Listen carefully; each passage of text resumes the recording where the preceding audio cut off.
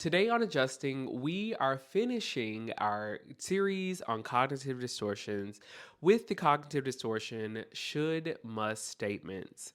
We're going to talk about how they start, how they affect your goals, your dreams, and your visions. We're going to apply healthy boundaries. We're going to talk about grace and some new terms by a famous philosopher, Albert Ellis. And we're going to leave learning the value of a pause, the value of a reframe, and honoring the new season and space that you're in. So grab your notebook, your water, or whatever you need, sit back, relax, and welcome to Adjusting.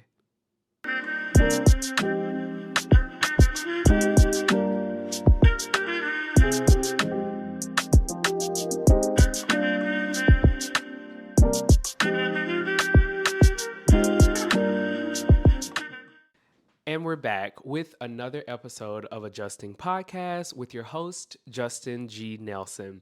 You all are in for a treat. I've always wanted to say that. You're in for a treat today. This is our final episode of the Cognitive Distortion series. And I don't know if the ancestors, my Lord and Savior, or the universe wanted me to save this topic for last, but this topic, should must statements, might be the game-changing episode of all times. Because we live in this environment or this era of wanting to keep up with the Joneses. And I talk about this every season. I've only done 2 seasons, but every season, how we are trying to keep up with the Joneses and how we are told that we have the same 24 hours as Beyonce. While we do, we don't have the budget, we don't have the team, we don't have the resources. And maybe you do. But after you listen to this episode, I'm pretty sure you're going to feel inspired. You're going to rewire yourself enough to really make better choices internally for yourself.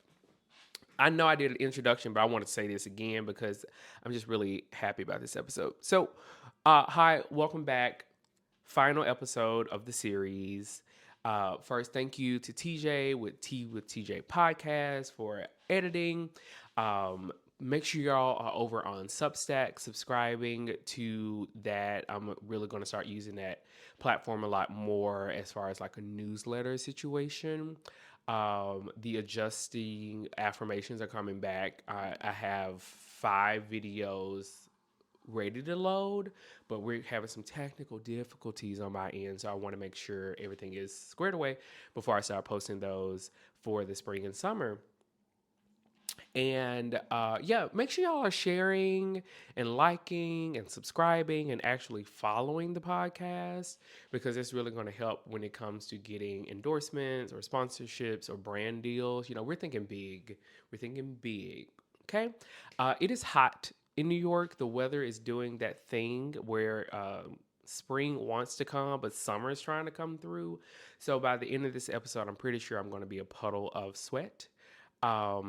But thank you for your patience. And if you're not watching this on YouTube, don't worry about it. We never talked about it. So if you are in a place where you can ground yourself to do some breathing so that we can start this episode, I invite you to do so now. If you are driving, focus on the road. Focus on the road.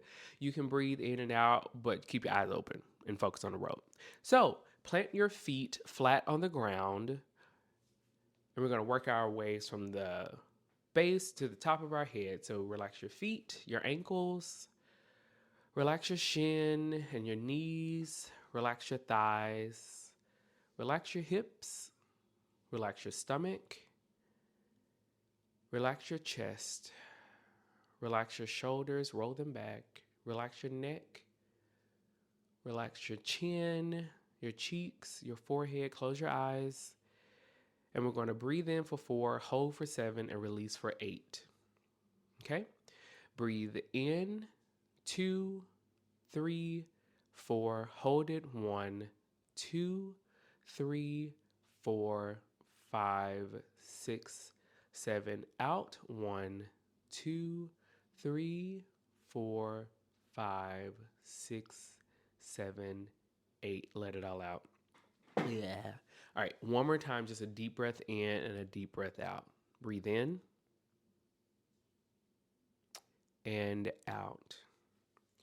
All right. So I kind of told you about the whole episode already, but we're talking about should must statements when the rules you're living by aren't yours anymore. Now, what is what are should must statements? They are a cognitive distortion. Again, that's the whole series where you take on inflexible rules on yourself. You put these really heavy rules and like I should and I must statements. And we're always talking about affirming like I am, I feel, I'm grateful for. Those are like the positive statements. But then you get to the should must, which are more negative, more jarring, more heavy on your mental state, and in essence, it moves down to your nervous system. Sometimes we put these rules on other people, but we basically are imposing rules as to how our life is supposed to look, how fast progress is supposed to be happening, or who you're supposed to be right now. Pause. I know everyone who is listening to this episode can relate. A lot of people have this fixated timeline on their life where they should be married by now. They should have 2 kids, 2 or more kids. They should have this house. They should have this 401k. For myself, I should be on Broadway right now. I should have a film contract. I have these tangible goals. We're going to talk about the difference between like goals and visions versus should must statements. You need that drive, but you don't need the stress that comes with it. So the internal logic sounds like I should be consistent by now. I must be further along in my business. I should have the energy I had 2 years ago. Those statements feel like honest self-assessments, but what they're actually doing is creating this mismatch between your current reality, your current self, and a standard that was built for a version of your life that no longer exists. I don't know if any of you watch Marvel, but I feel like COVID was a blip, like a Thanos snap, and everything reset. We we are holding on to a version of ourselves pre-COVID.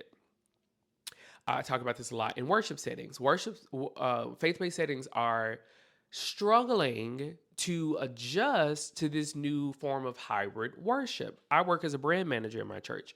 I am very much of the mind we have to adjust or get left in the dust. Okay? And adjusting in that setting is embracing both online and in-person worship. COVID is here. Okay, COVID has made her way into the world, and she ain't moved. It's gonna keep mutating. Sorry, not variating. It's gonna keep mutating, and I feel that when it comes to our goal, our life, our personal settings, and things we wanted to do, we are not giving ourselves enough grace and enough flexibility to adjust to where we are now. We still have these same goals and mindset and the version of ourselves pre-COVID. There is a term that it's kind of jarring, but I want you all to know this. You may never use this term again, but I'm gonna say it slow so you hear what I said. Okay, really slow. There's a term by Albert Ellis called masturbation.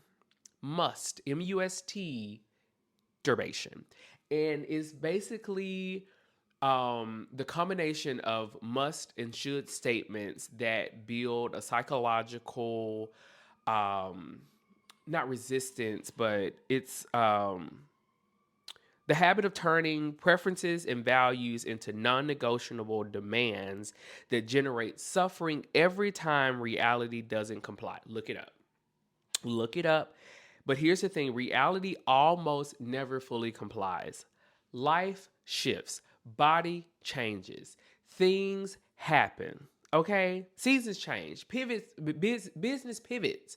But we are still holding on to this stern, strict, tunnel vision mindset, which causes and creates the cognitive distortion of should must statements. I should be doing more. I must be behind because I'm not doing this.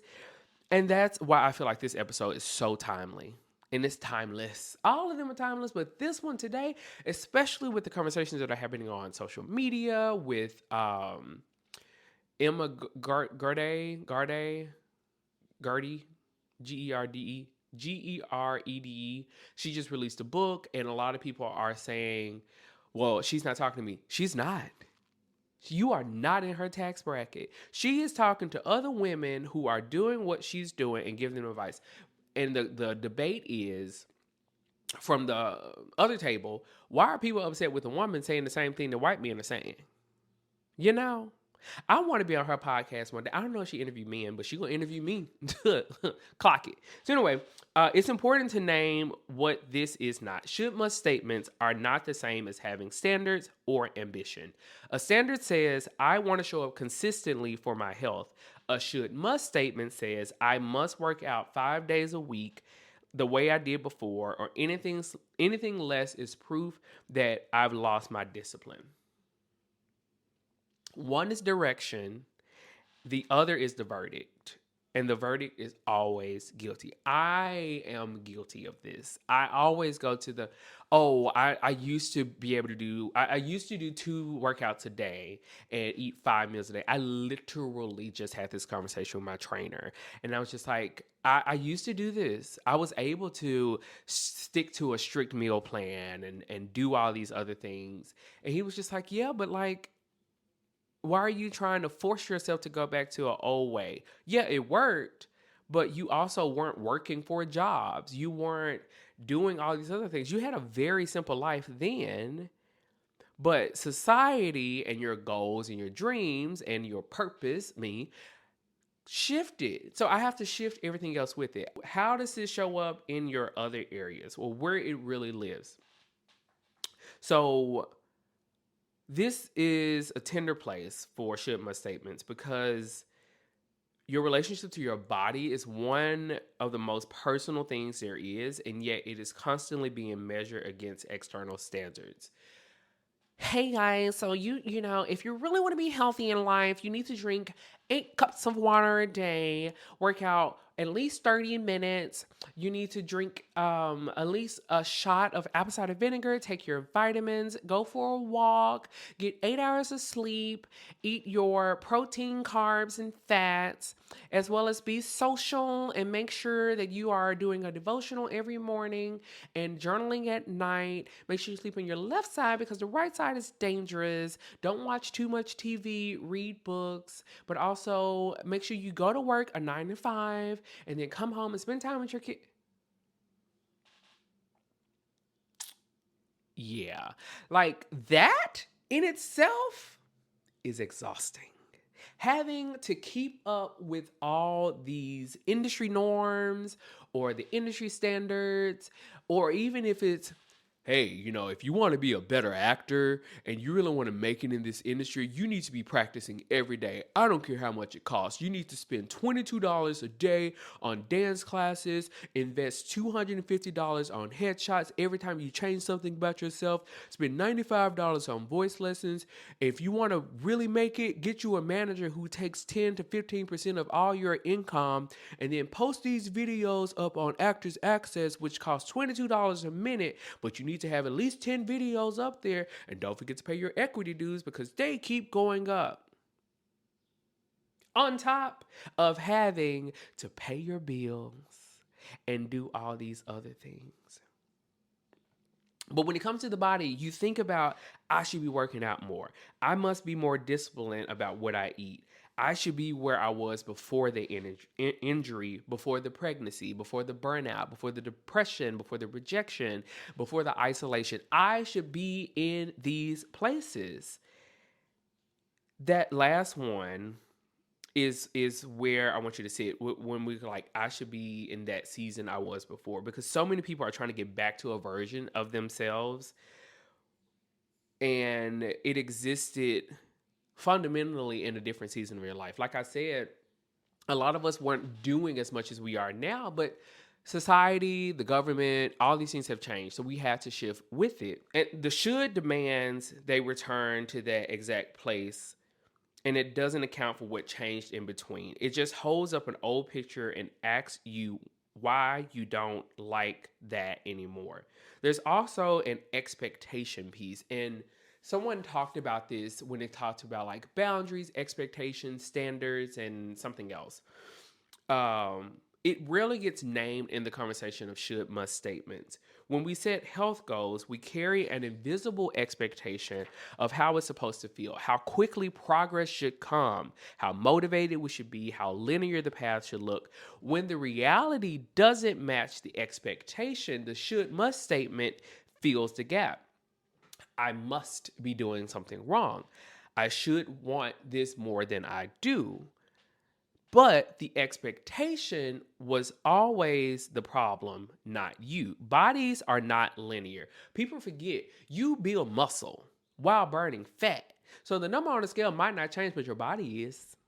Motivation is not constant, and building health in a new season requires releasing the expectation of what it looked like the last time. The reality is that getting back to a routine after a gap, whether the gap was a month, 2 weeks, or whatever, requires a completely different approach than the one you built the routine originally on. You cannot pick up where you left off.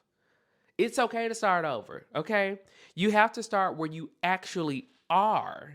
And should must statements make the simple necessary truth feel like a humiliation instead of just a fact. They turn I need to rebuild into I failed. And then that shame makes the rebuilding so much harder than it needs to be. For my people who are like entrepreneurs and creatives, listen. We carry a really intense version of should must statements because the culture around building something on your own is soaked, drenched, marinated in should must statements. Okay, there are so many people who think these motivational gurus is like, yeah, they're talking to me. You should be up grinding. You should be up at 5 a.m. No one sleeps. No one rests. You can rest when you're dead. And you go die before you live. So people listening to people with that kind of mindset, where are you now? How is that going for you? Do you have ulcers? Do you have an autoimmune deficiency because you listened to someone who rested but built success off their rest and their time management? But now that they got it, they're now telling you what they didn't do. So here we are. Anyway, we say things like, I should be further along by now. I must be more consistent on social media. Guilty. I should have launched that by now. I must not be working hard enough. Look at everyone else around me. The hustle culture narrative has essentially turned should must statements into a badge of honor, as if the person who hates themselves the most for not doing enough is the one who wants it the most. What this actually produces is not results. It produces a cycle where you push past your limits, you crash out, you feel guilty about crashing, you push again to compensate, and you crash harder. You're creating a crash cycle. Okay? You're becoming a crash dummy. The should that says I must always be producing doesn't build a sustainable business. It builds one that is completely depending on you operating at an unsustainable pace, place, and mindset. And the moment life requires you to slow down, whether it's an illness, family, financial, depression, health issues, or anything like that, even grief, the whole thing feels like it's collapsing because the foundation was guilt, not a strategy. Your foundation was comparison, not confidence. Okay? Unspoken expectations play a massive role here too. As entrepreneurs, we carry an internal picture of what success is supposed to look like by a certain point. We give ourselves deadline. Again, goals are great. The vision is beautiful, but the execution that leads up to it at times creates unhealthy habits. So that picture was usually built from someone else's highlight reel, okay? And not their actual story. So when reality doesn't match the picture, the should rushes in. I must not be working hard enough. I should be further along by now. But the expectation, again, was built on incomplete information. You built your expectations off a edited, filtered, manufactured photo or reel, depending on what platform you're watching it on. And you didn't see all the rough drafts that went on behind it. Okay? You don't know what's going on behind the scenes. You only see the finished product. But because people have curated their lives in such a meticulous and beautiful way, we're then just like, I'm not doing enough. No, I'm gonna give up. I'm gonna quit. This ain't for me. I'm not gonna finish this book. I'm not gonna release this product. I'm not gonna launch this business. It's enough. Yeah, I'm not doing enough. No, no, no. You're doing what you can with what you got. Okay?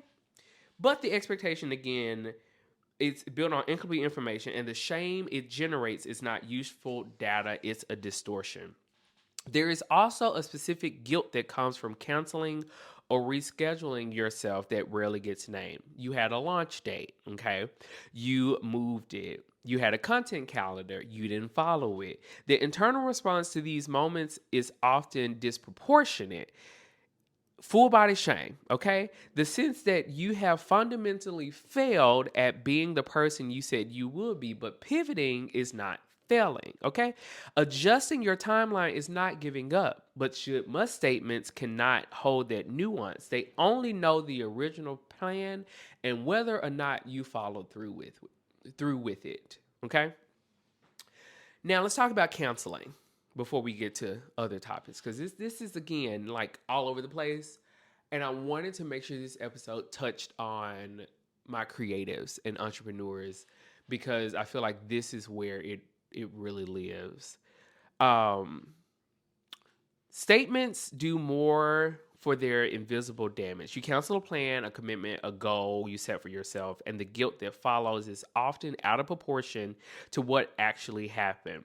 The should turns a normal human adjustment into evidence of a fundamental flaw. I said I would and I didn't. I'm unreliable. I should have been able to handle it. But here's what almost always happens underneath the canceling. You overextended in the first place. I told a friend I couldn't make it because I needed to prioritize rest. They got upset. That's their problem. I was trying to do our friendship a service by not showing up as 25% of myself. But you got mad. Okay.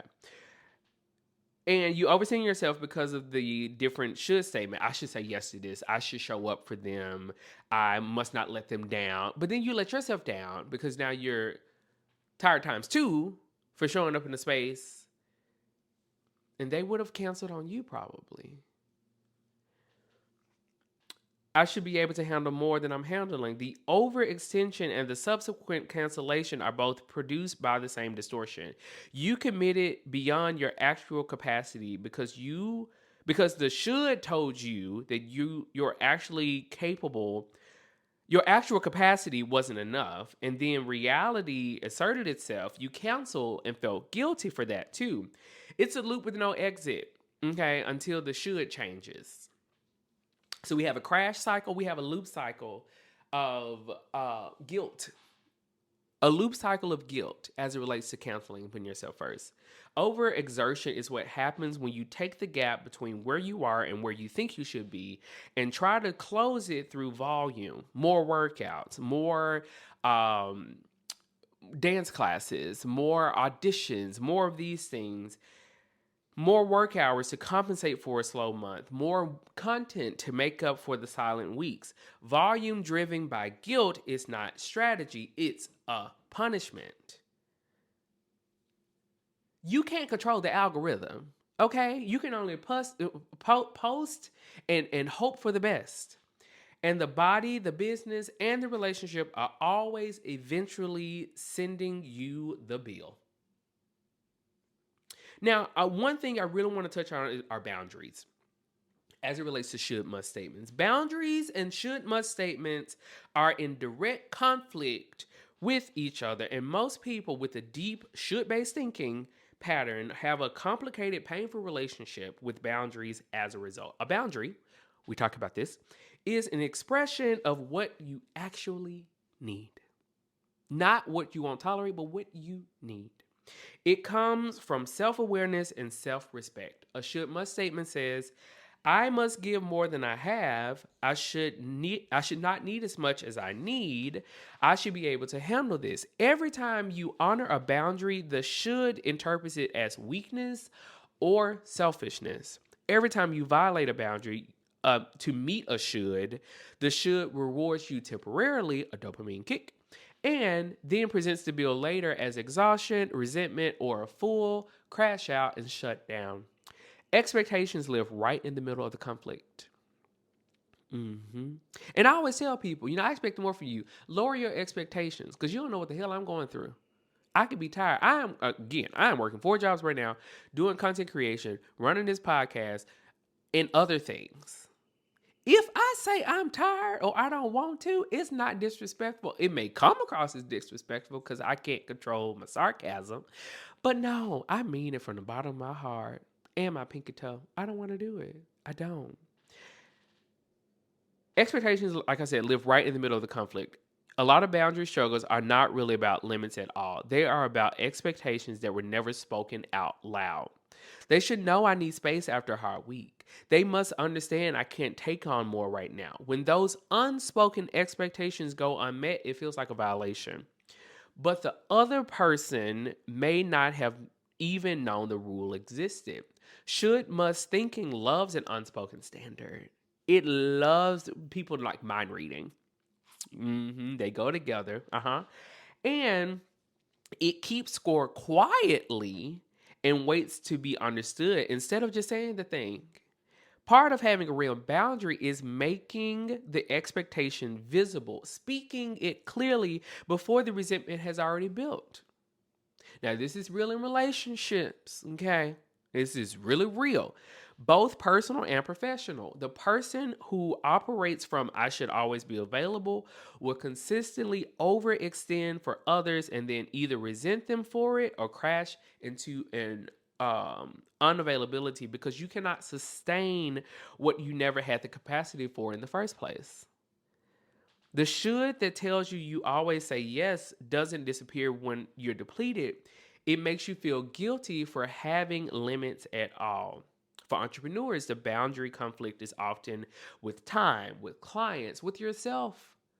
I know me, I wake up and start working on client stuff before I even wash my face sometimes because the trauma or I need to make sure they get their stuff before I get my stuff so I can get paid. I should respond immediately. That's what a professional does. I must take this opportunity even though I don't have the bandwidth. Setting a boundary in that context doesn't feel like self-care. It feels like letting someone down. And for someone with the should must mindset, letting people down, especially when there was an expectation, spoken or not, that you would show up is one of the most intolerable feelings that there is. Now, where did this start? They almost never originate in adulthood. Okay, these are inherited things that fester and grow over time. And I don't want to stay on this too long because it's like with all cognitive distortions, they all start from a hostile or toxic or very unstable childhood, or it can be home, church, school, wherever there was an adult present who was a little unstable. Okay, a little unstable. So it could be a caregiver who communicated that your worth was tied to your output, a school or social setting, church community that celebrated performance and pathologized struggle, a culture of productivity that made rest feel like something you had to earn, a family dynamic where needs were burdens and pushing through was how you showed love. And I know a lot of parents push you for their kids. Like, I want to do this. But like, I really feel that parents who relay boundaries and time management, my parents did a great job. Which is like, we don't have to do everything. Do the things that make you happy. Just because they're doing it, that don't mean we got to do it. And it wasn't even a money thing. It was just a, we need to spend more time with each other thing and rest thing. Okay. So finally, section 2, adjusting. Why this shift is the most important one of the whole series. We have covered a lot of ground this season: personalization, all or nothing thinking, catastrophizing, filtering, mind reading, personalization, emotional reasoning. We've covered them a lot. Okay. And each one of those distortions matters. But again, I feel like God, the universe, and the ancestors saved this one for last because should must statements are they're the engine underneath most of the cognitive distortions. And I feel that this is a great segue into like more organic episodes because it helps to take the pressure off of our goals and plannings. The reason you catastrophize is often because something must not go wrong. The reason you filter for the negative is often because you should have done better. The reason you personalize is often because you must have been the cause. When you do the work of loosening the should, you don't just address one pattern, you take the pressure off the whole system. And that was one of my biggest goals for therapy this year, was to find ways to rewire my nervous system so that I can operate from a more abundant mindset, a positive place, a healthy place. The shift matters in your health because guilt is the worst possible fuel for a sustainable routine. The routines that actually stick are the ones built on genuine want, on identity, on purpose, on small, consistent actions that feel manageable instead of punishing. You cannot should yourself healthy, okay? You cannot should yourself into a new body, into a good relationship, into money management. No, you can only choose yourself there. And choice, curiosity, great. Choice sounds different than should. The shift matters in your entrepreneurial life, okay? Because a business built on guilt is fragile. The reason you're working out is to outrun the shame of not doing enough. The moment you stop running, illness, loss, heart season, grief, depression, money struggles, whatever it is, the whole thing stalls. But a business built on genuine assessment and alignment with your values, your actual capacity, being honest with how much you can really take on. Some of y'all might not be able to post on every platform. Some of y'all are against AI and don't want to use AI to help you strategize things. Some of y'all are really trying to keep up with people who have a whole team, but they don't let you know. They don't let you know about it, okay? But a business built on genuine alignment with your values, your actual capacity, and your real vision is resilient. It can absorb a slow motion, a pivot, a break, a pause without collapsing into evidence of your inadequacy. So let's adjust with grace. Grace is my word of 2026, baby, because I'm giving it out every day. Okay? Grace is a word that gets used a lot in healing spaces, and what I want to make about this, I want to make it concrete. What grace actually looks like in practice is this: it is the willingness to assess your situation from where you actually are. Where you actually are, not from where you think you should be. It doesn't say I'm fine, nothing matters. It says this is where I am right now, and this is what I can do in this moment about this situation. That's it. That is not lowering the bar. That is putting the bar somewhere you can actually reach it. And then raising it incrementally from a place of success instead of failure. And that's why when people say, I expect more for you, lower the expectation. Meet me where I am so that we can grow together, so we can be on the same page. Not from this mindset of where you think I should be based on how I perform. You don't, I'm trying not to cuss. As someone who is a recovering people pleaser, I can outperform anyone in the room. I'm tired. Okay? We're lowering the expectation. I'm not about to be the reliable one all the time. People need to do their damn job. Okay? So don't expect for me to be a team of one, but a party of five, doing everyone else's job while they rest, chill, go to the bar and drink. But yet I'm working day and night. And the outcome is everyone did a great job. Who is everyone? Last time I checked, my name was Justin G. Nelson. I am not everyone, but I did the job of everyone. We're going to change that. Okay? Part of adjusting with grace is also examining the expectations you brought into this season.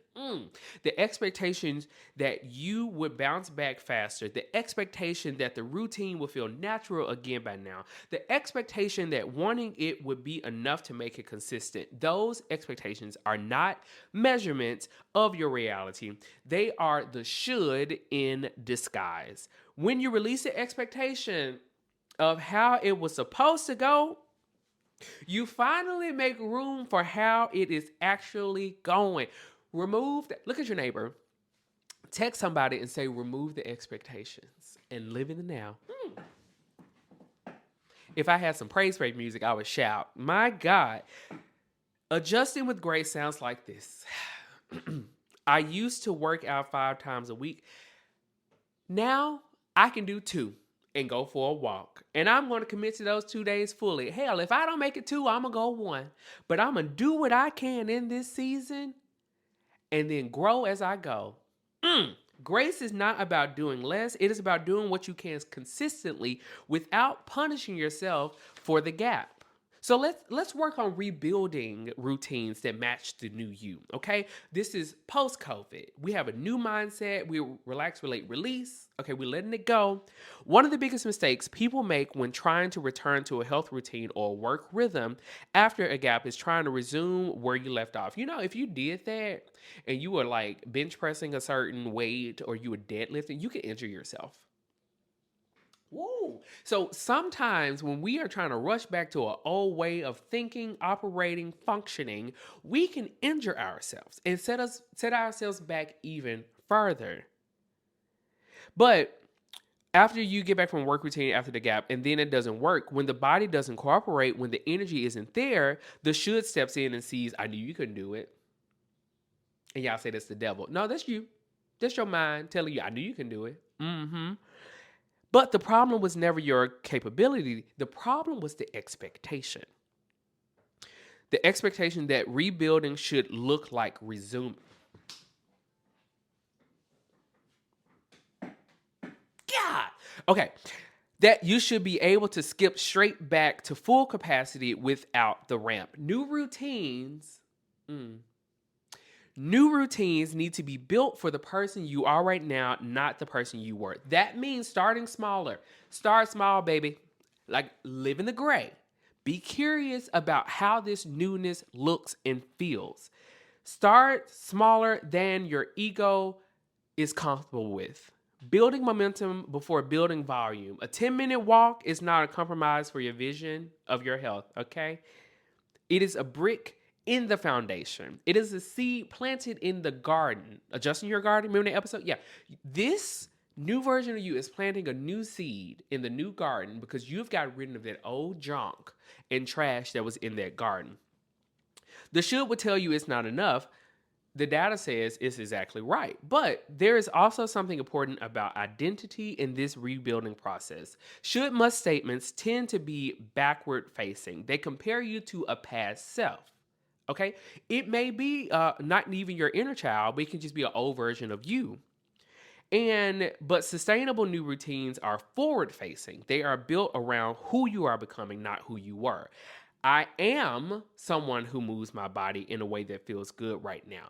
I am someone who rests without guilt. These are not affirmations in the toxic positivity sense, but they are architectural decisions about the kind of person your habits are building toward. And for entrepreneurs, the new routine might not look like the hustle you did when you were building from scratch. It might need to include a rest as a non negotiable. Okay. Sunday, my trainer was just like, you should make Sunday your detox day. Sunday is my detox and rest day. I am not opening this damn computer for nothing. And well, except to upload my podcast episode. Other than that, I give myself 30 minutes. And then that's it. That's it. Okay. But you need to protect that creative time that doesn't produce anything immediately. White space and the calendar that should be the should is constantly trying to fill. These are not signs that you have lost your edge, but these are signs that you are building something that can last, because you are one of the most important resources, and you are finally treating yourself accordingly. So boundaries as the embodiment of the shift. Setting a boundary when you have a should must mindset is one of the hardest things you'll ever do. It might be the hardest thing of this series, because every boundary you try to set will immediately be challenged by a should. I should be able to handle this. I must not disappoint them. The should doesn't just make you reluctant to set limits. It makes you feel morally wrong for having them. As if needing space, needing to say no, needing to protect your time and energy is a character flaw rather than a basic requirement for being a functional human being. Now, let's shift to applying. Catching the should in real time. Notice the language first. Should, must, have to, supposed to. Start hearing how often you use those words in your internal dialogue. The goal isn't to eliminate them. Okay, because that's showing you still have some more growth to do. It's to slow down enough to ask, is this serving me or just punishing me? Ask whether the should is coming from your values or from guilt. Values pull you forward, guilt chases you. Okay, they feel different if you pause long enough to check. So just pause. For health and routine rebuilding, start with what you can actually do right now, not what you used to do. A 10-minute walk, again. 10-minute walk is a starting point, not a compromise. The should wants you to skip the floor and go straight to the penthouse. That's how people fall, okay? You ain't got no foundation. Release all or nothing thinking. There is a lot of space between 5 days a week, and I haven't worked out in months. The stretch when you have nothing left counts. A walk instead of a run counts, okay? Showing up imperfectly is not the consolation prize most of the time. It's the actual prize. For entrepreneurs and goal setters, I hope y'all taking notes, okay? Audit the timeline. Whose timeline is this? Is it the industry or is it mine? If you're measuring your chapter 3 against someone else's chapter 8, that should has no valid reference point. It's just generating shame without evidence. Protect your capacity while you're protecting your peace, okay? Protect your capacity like the business asset it is. White space on the calendar, margin in the schedule. The best version of your work requires the best version of you. And that doesn't happen when you're running on empty shame and guilt. Redefine what's productive for the season you're actually in, and release the expectation of what it used to look like. And I really want you to practice boundaries more as it relates to should must statements. Start with one. Pick one area, your work hours, the Sunday text, the commitment you always say yes to, and hold one limit there. Notice what happens. The relationship will adjust to it, or it will reveal something important. It reveals that these motherfuckers are really selfish out here. Sorry, I cussed. But that's where we are, okay? And when it's hard, the shoulds will come back, especially in seasons of transition, comparison, or stress. It's not regression. It's you being a person. It's being human. No one is perfect, okay? The goal is to not never hear them again. The goal is to shorten the gap between when the should hits and when you recognize it for what it is. If it used to run for 3 days before you caught it, now it runs for 3 hours, give yourself a pat on the back. That's grace. That's growth. And you should be proud of that. Don't just let "I should be better at this by now" show up about your progress with should must statements. That would be very ironic. When the anxiety is up and shame is loud, cognitive reframe is usually the wrong first move. Regulate before you reason. Slow your breath, move your body, change your environment.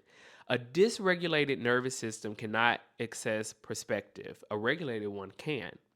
So here's what I want you to hold as you leave this season with me. This series, that is.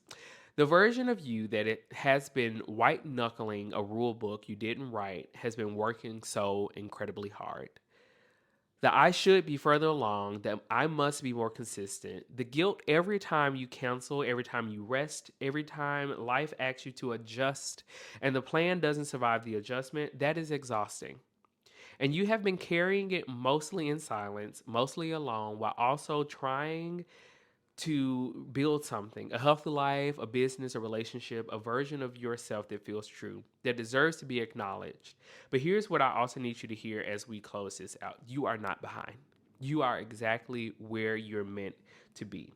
You're in a season, and seasons change, not because you finally pushed hard enough through the guilt, but because you stopped letting the guilt make the decisions and started letting your actual values lead instead. The new routine, the new boundary, the new pace, it doesn't have to look like the old one to be real. It just has to be yours. So thank you for trusting me to take you through these 12 weeks of cognitive distortions. And I sincerely pray that something was said and resonated with you so that you can start to operate and adjust and live in your purpose. Until next time, keep adjusting. Bye-bye.